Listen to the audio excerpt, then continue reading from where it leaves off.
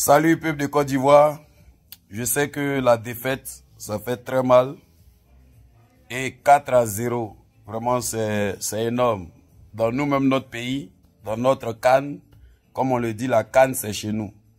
Mais vous savez, dans toute chose, il y a toujours un enseignement.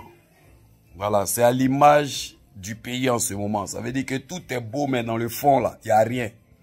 Il n'y a rien. Vous pouvez voir comment un pays où on te parle des coups du marteau, gang, c'est des coups de rein, c'est vraiment des bêtises. Tu vois des gens qui n'ont même pas travaillé toute leur vie, qui n'ont pas fait de musique, qui n'ont rien appris, qui organisent des concerts. Il y a des pasteurs qui vont s'asseoir là-bas pour les cautionner. Tu vois, il y a un peu tout, il y a vraiment un désordre. Mais j'ai l'impression que ceux qui sont à l'intérieur du pays n'arrivent pas à voir ça. C'est les gens, nous qui sommes à l'extérieur, qui arrivons à voir ces choses-là. C'est grave. Même quand tu veux regarder la chaîne de la Côte d'Ivoire, ce que tu vois, ça ne t'apprend rien. Ça ne donne pas quelque chose d'édifiant. C'est comme si c'est des gens qui vivent dans un pays, eux, ils s'amusent seulement. C'est comme ils s'amusent. Donc, ce qui s'est passé, c'est que la bouche des pasteurs allait dire. Et puis, on allait prendre au sérieux. On dit, non, on va mettre les pasteurs en prison. Comme ça, on va vivre comme on veut. Dieu a pris un autre moyen pour faire comprendre que le pays, ça ne va pas. Quand on va organiser une telle compétition, on commence d'abord à travailler au niveau de la direction du département ou bien du domaine de ce sport-là. Ça veut dire la fédération de football. C'est là-bas qu'on commence à travailler. Donc quand on commence à travailler là-bas, de là-bas on va développer le championnat. Parce que les stades qui ont été construits là, c'est des milliards qui ont été mis dedans. Qui va aller là-bas après? C'est de l'argent qui a été gâché au compte du contribuable. Ça veut dire que l'argent qui a été mis dedans là, des dettes qui ont été prises, comment on rembourse ça? Mais les Qataris, ils ont organisé leur Coupe du Monde. Après là, le championnat continue, ils ont payé des grands footballeurs. Les gens vont au stade, ils sont rentabilisés, l'argent ils ont mis dans les stades. Mais nous, on rentabilise comment? Donc, on a mis la charrue avant les bœufs. Donc, cette élimination-là, c'est que les hommes de Dieu allaient dire de leur bouche. Et puis, les dirigeants vont dire, ah, les hommes de Dieu ont parlé, certainement Dieu a un message. Et puis, ils allaient écouter et ça allait préparer le pays à un certain niveau. Mais ils n'ont pas été écoutés. Dieu est en train d'utiliser d'autres moyens pour faire comprendre que dans le pays, ça ne va pas. Ça ne va pas. Ça ne va pas.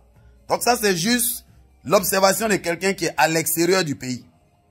La Côte d'Ivoire a besoin de personnes. Ce n'est pas les prophètes qui vont venir donner les prophètes. Il y a eu un prophète qui a fait des stades, un pasteur qui dit les prophètes maintenant là.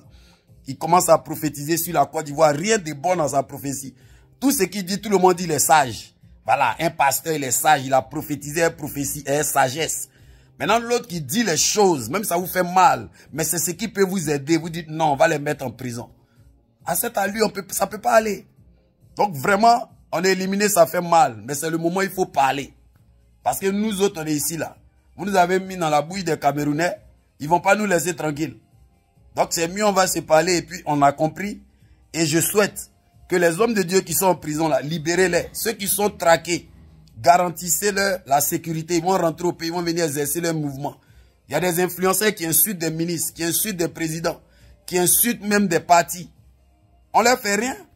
Un homme de Dieu qui a venu parler de la part de Dieu, pour ça on va le traquer, il n'est même plus en sécurité. L'autre on va le mettre en prison. Les pasteurs qui attaquent des pasteurs. Vraiment, il faut vraiment que le pays essaie de voir. Que Dieu vous bénisse. Faites en sorte que nous autres, on est à l'extérieur, on n'ait pas honte. Donc que la grâce de Dieu soit là sur vos vies. Un vrai prophète, c'est celui qui a le charisme. Ce n'est pas celui qui prophétise la sagesse. Un vrai prophète, c'est celui qui a le charisme. Ce n'est pas celui qui prophétise la sagesse.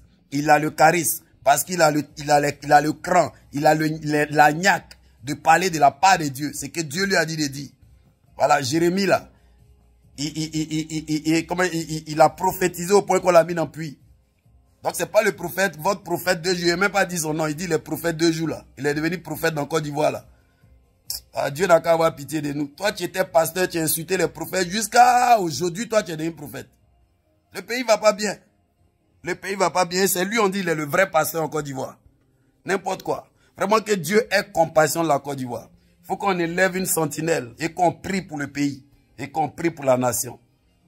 Ça fait pitié que Dieu nous fasse grâce pour qu'on ait les moyens de rembourser tout cet argent qui a été investi dans ces stades-là. Et je souhaite que les Ivoiriens continuent d'aller au stade. Continuez d'aller au stade parce que l'argent là, c'est des crédits qu'on doit rembourser. Donc allez au stade, on va commencer à rembourser dès maintenant. Que Dieu bénisse la vie de la Côte d'Ivoire. Longue vie à la Côte d'Ivoire. Demain, ça sera bon. Shalom.